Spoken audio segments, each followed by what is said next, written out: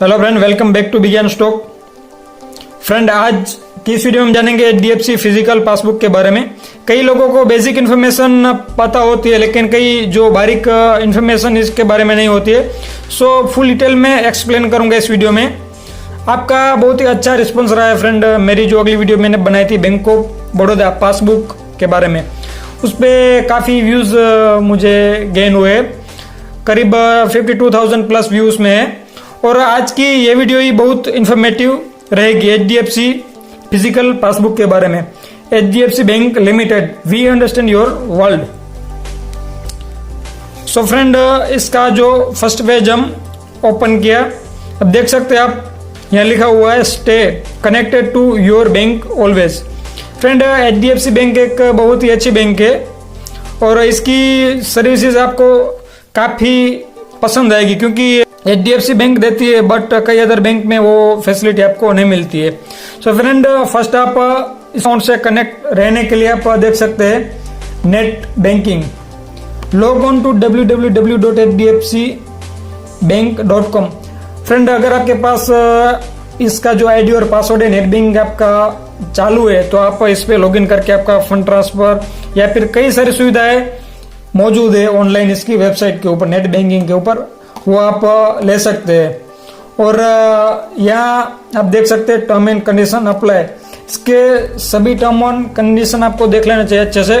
कई लोगों को क्या होता है कि टर्म एंड कंडीशन पता नहीं होता और बाद में कुछ गलती कर बैठते और चार्जेस देना पड़ता है उसको। और फ्रेंड, सेकंड यहाँ लिखा हुआ है mobile banking, 75 plus transaction on offer through mobile banking. To download mobile banking app call 1800-270-3344। Friend, ये मोबाइल बैंकिंग यानी आप एप्लीकेशन के थ्रू आपका जो फंड ट्रांसफर कर सकते हो और कोई मिनी स्टेटमेंट आपको देखना है वो तो वो देख सकते हैं, वो सब आप मोबाइल बैंकिंग में कर सकते हैं। और थर्ड है कि इमीडिएट पेमेंट सर्विस, IMPS, यानी कि अगर आपको इंस्टेंट कभी भी किसी पर्सन को पैसा ट्रांसफर करना हो, अदर पार्टी को, तो ये भी इसमें पॉसिबल है। यहाँ देखो लिखा हुआ है instant money transfer even on holiday through net banking and mobile banking. तो फ्रेंड, ये एक बहुत ही अच्छी फैसिलिटी है। कभी कभार क्या होता है कि हॉलीडे में हमें पैसा ट्रांसफर करना होता है और जो कि मनी ट्रांसफर वाले कभी कभार बंद होते हैं हॉलीडे में, तो हम इससे हम कर सकते हैं, वो भी IMPS इमीडिएट। और लास्ट लिखा हुआ है टोल फ्री मोबाइल बैंकिंग, यानी अगर आपको अकाउंट बैलेंस चेक करनी हो तो ये नंबर है, और आपको चेक बुक के लिए अप्लाई करना हो तो ये नंबर है, मिनी स्टेटमेंट के लिए ये नंबर है, और अकाउंट स्टेटमेंट के लिए ये नंबर है। कई लोगों को क्या कि ये सर्विस के बारे में पता नहीं होता, ये बेसिक इन्फॉर्मेशन तो सबके पास होती है, लेकिन ये नंबर और इसका जो टोल फ्री मोबाइल बैंकिंग का बेनिफिट है वो सबको पता नहीं होता है। सो आपको पता लग गया, अगर आपको फ्यूचर में कभी ज़रूरत पड़े मिनी स्टेटमेंट चेक बुक की तो अप्लाई कर सकते हैं। और यह लिखा हुआ है गो डिजिटल, बैंक आपकी मुट्ठी में, यानी अगर आपको बैंक में बार बार जाने की ज़रूरत नहीं पड़ेगी अगर आप डिजिटल यूज़ करते हैं, नेट बैंकिंग, मोबाइल बैंकिंग, तो काफ़ी काम आपका आसान हो जाएगा। और क्या कुछ कर सकते हो, और देखो आप मोबाइल बैंकिंग और इसके ऐप भी अवेलेबल है on iPhone, iPad, Windows, BlackBerry, Nokia, Android और tab and phones. HDFC, we understand your world, ये इसकी टैगलाइन है एचडीएफसी की। और दूसरी हम इसकी बेसिक इन्फॉर्मेशन देखेंगे कि कस्टमर जो होता है या फिर अकाउंट होल्डर होता है, उसकी बेसिक इन्फॉर्मेशन क्या क्या एचडीएफसी देता है। तो ये एचडीएफसी बैंक लिमिटेड, सबसे पहले तो जो जरूरी चीज़ है वो है अकाउंट नंबर, उसके बाद है कस्टमर नेम, जो ओनर होता है अकाउंट का या फिर अकाउंट होल्डर जो भी आप बोले उसका फुल नेम आप देख सकते हैं। ये तो पता होता है, लेकिन कई लोगों को ये कस्टमर आईडी है वो पता नहीं होती है। कई बार क्या कि कई जगह मांगी जाती है या फिर ऑनलाइन कोई सर्विस के लिए अप्लाई करने के लिए कस्टमर आईडी की जरूरत पड़ती है, तो वो पता नहीं होता है। तो यहाँ आप कस्टमर आईडी आपकी पासबुक में देख सकते हैं। अकाउंट ओपनिंग डेट, किस तारीख को आपने अपना अकाउंट ओपन करा है वो ये डेट है, जैसे कि ये है डेट 30 8वां महीना और 2017। तो हम लोगों को पता नहीं होता कि मेरा अकाउंट कितना टाइम हुआ ओपन हुआ, तो वो भी आप यहाँ दे सकते हैं। और जॉइंट होल्डर, यानी अगर दूसरा कोई हमने जॉइंट होल्डर इसमें डाला है तो वो भी होगा यहाँ, लेकिन नॉन और नॉन शो कर रहा है, यानी इसका ओनर है वो सिंगल है। सिंगल मीन्स कि जो अकाउंट है वो सिंगल ओनर का है। और ये एड्रेस है कस्टमर का 52/1 लाखापर अंबापर, और उसके नीचे सिटी दी हुई है। ये एड्रेस काफ़ी मायने रखता है। अगर आप कोई बैंकिंग प्रोडक्ट ऑनलाइन मंगवाते हैं या फिर कोई सर्विस, मान लो कि चेकबुक या फिर किसी चीज़ के लिए अप्लाई करते हैं एटीएम, तो आपका इसी एड्रेस पे वो डिलीवर होता है। और यहाँ आप देख सकते हैं city, pin code, state Gujarat, और पिन कोड आप यहाँ देख सकते हैं। पिन कोड के जरिए कोई भी जो प्रोडक्ट डिलीवर होता है वो फास्ट हो जाता है, पता चल जाता है कि कौन सी जगह डिलीवर करना है, कौन से एरिया में। और कंट्री इंडिया वो तो कॉमन है। और ये RS टेल नंबर, यानी अगर ये यहाँ टेल नंबर नहीं है, लेकिन कई बार क्या होता है, कई केस में टेल नंबर दिया हुआ होता है। और आप नीचे देख सकते हैं मोबाइल नंबर, ये भी क्लाइंट का है, कस्टमर का, जो अकाउंट होल्डर है उसका मोबाइल नंबर यहाँ दिया होता है। इससे आपको पता चलता है कि कौन सा मोबाइल मेरा जो बैंक से रजिस्टर है। और यहाँ आप देख सकते हैं नॉमिनेशन रजिस्टर्ड, यानी जो वारसदार गुजराती में बोलते हैं। और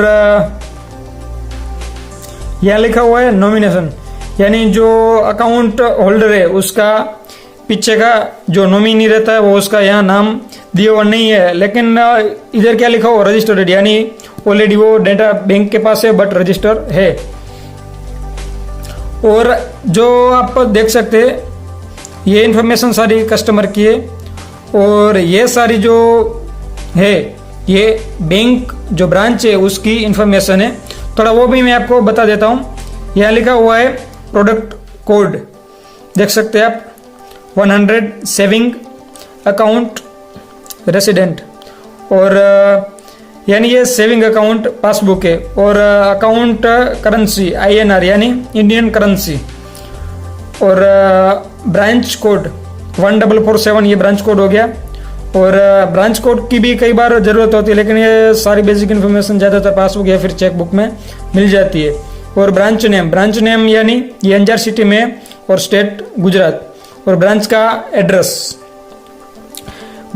आप पढ़ सकते हैं। अगर आपको ब्रांच के बारे में कुछ इन्फॉर्मेशन चाहिए होते या फिर ब्रांच कहाँ है वो आपको पता ना हो, या फिर दूसरे फ्रेंड को आपको एड्रेस देना हो, तो यहाँ से दे सकते हैं।